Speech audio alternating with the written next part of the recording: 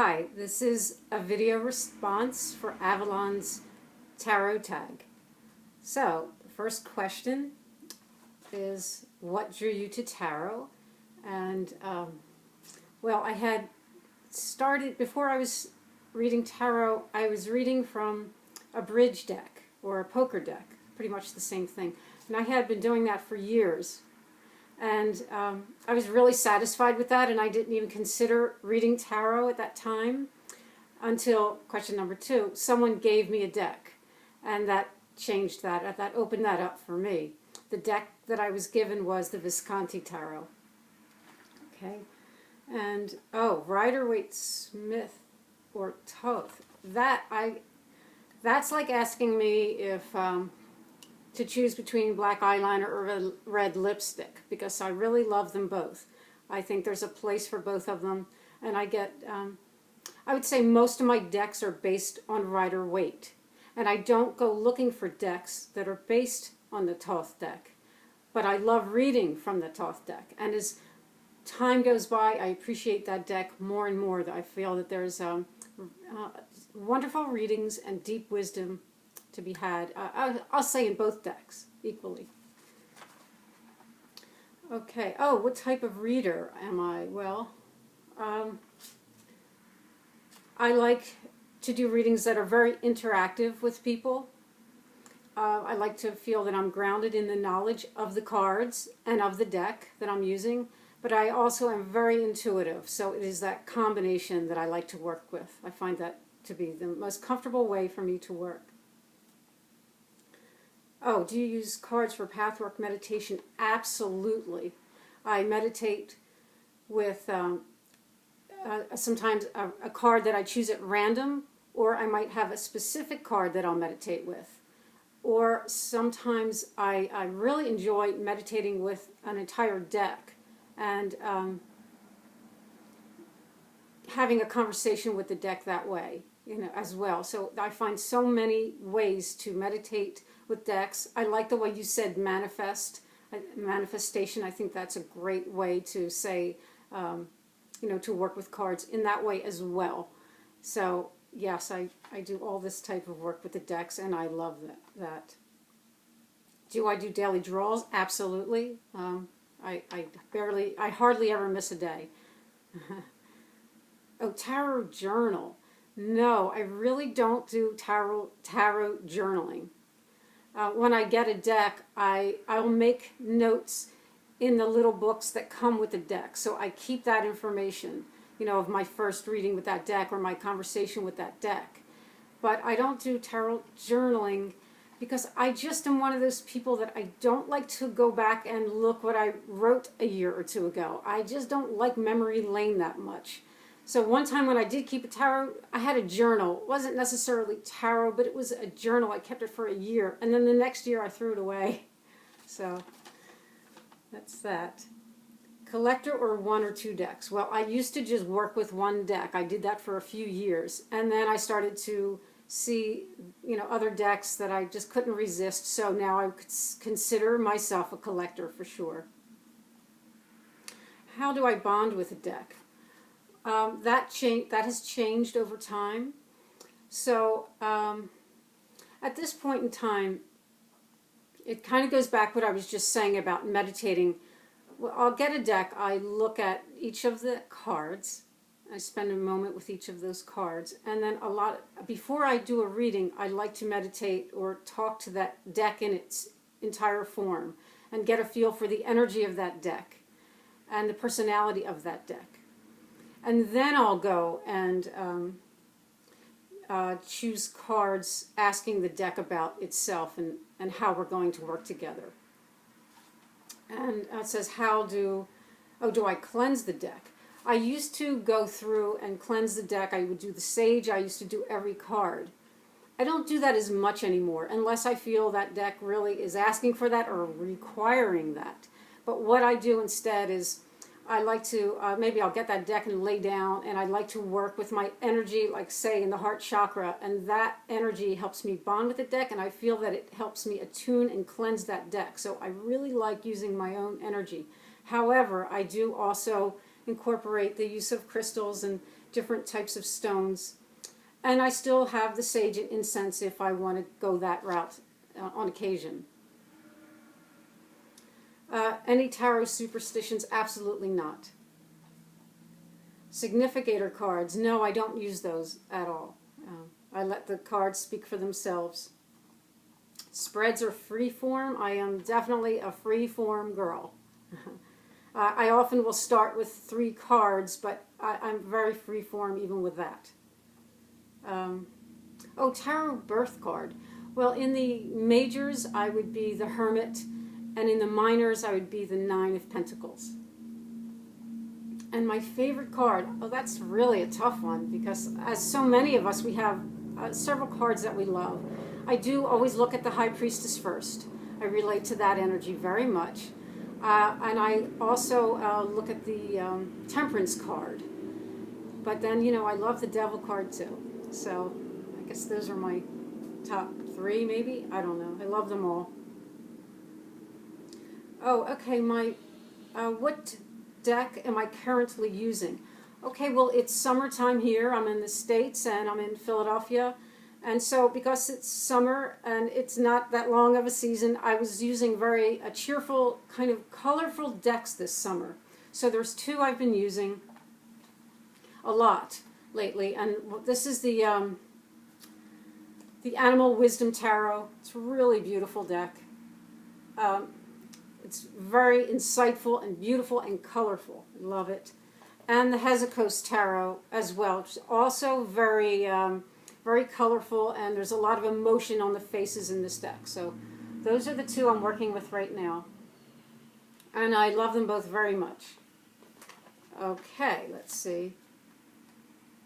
Oh, my current favorite deck. Well, my favorite deck for a number of years has been a deck that is, it is out of print. And it is the Alchemical Tarot Renewed. And it is very near and dear to me. And, okay. My cheekiest deck, I don't know how to answer that one, but I will tell you a story. When I mentioned that I read bridge cards or poker cards, and I had one deck that was always giving me trouble just because, as you had mentioned, Avalon, that you had a deck that cards were flying out. Well, I had a bridge deck that was doing that every time I'd shuffle. And then I changed how I shuffled the deck, and I decided that I was going to count, and I would shuffle the deck 153 times. And I chose that number because that number relates to the Vesica Pisces, which is a very sacred symbol. And since I started doing that with that deck, I still use this deck.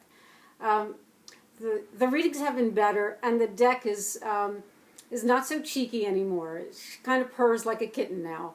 And I think it's helping me focus my energy as well. Independently published, I would say the majority of my decks are independently published decks, at least 10. But I have always been that type of person. Even when I was a young girl, I was that kid that would save up my money to send a money order out to some small record company somewhere on the West Coast to get some crazy independent music. So I've always appreciated independent art, music, journalism, literature, and certainly tarot. Tarot pet peeve. Well, I'm going to go along with other people that have the problem with borders, but I do tend to trim them if they really bother me. But there's another thing I wanted to mention, and it doesn't happen often, but when an artist uses the image or the likeness of maybe a celebrity in a deck, that just puts me off a little bit. I don't enjoy that. Now, I have an oracle deck that comes to mind with that, and that would be Ciro Marchetti's Oracle of Visions. Of course, it is a beautiful deck, but one of his cards, card number, I think it's number 25, the image, the likeness is that of David Bowie. Now, I heard him in an interview, Ciro Marchetti, in an interview, saying that he had gone to school with Bowie, but it just rubs me the wrong way because my image is probably very different than Ciro Marchetti's image of David Bowie. So that's sort of a pet peeve. A minor one. This is an interesting question. Can you give yourself an accurate reading on a very personal matter? I would say to some extent. So if I'm going through something that's very deep or difficult, I'm going to be very careful of the decks I choose. I'm going to choose decks that are those really old standby, those good friends that I know I will get wonderful readings from. So I would say to some extent I can read for myself, but then I don't just leave it at there. It's just like with healing or with anything, it's good to use several modalities. So I'll do my readings, and then I will sit or meditate with that information and other information that will come in. So all in all, within the course of a few days or whatever that process needs, I guess I can read for myself. Have you studied numerology, astrology, etc.? Yes. Long before I was actually doing tarot, I had studied numerology and some astrology. And I've studied just a little bit of Kabbalah after I started reading tarot, but from sources other than tarot. Opinions on tarot and divination. I don't use tarot as a tool of divination. I don't believe at all that that's how they were designed. You know, a lot of these decks are based very much on Masonic imagery and Hermetic wisdom, and so that was not, in my opinion, the point of the decks. However, I think that there are messages to be had, not just from decks, but all around us. You know, it could be a bus passing by with a message that has something that you can divine for yourself, or, you know, somebody's t-shirt, a message on that. So I do believe that there are, as I said, there's information and messages for us if we're looking and listening all over. Have I inspired others to read tarot? Yes, I've had the opportunity to inspire someone who is much older than me and some who are a little bit younger than me. So that's nice. I don't know, in some cases, I don't know if they've still kept up with that.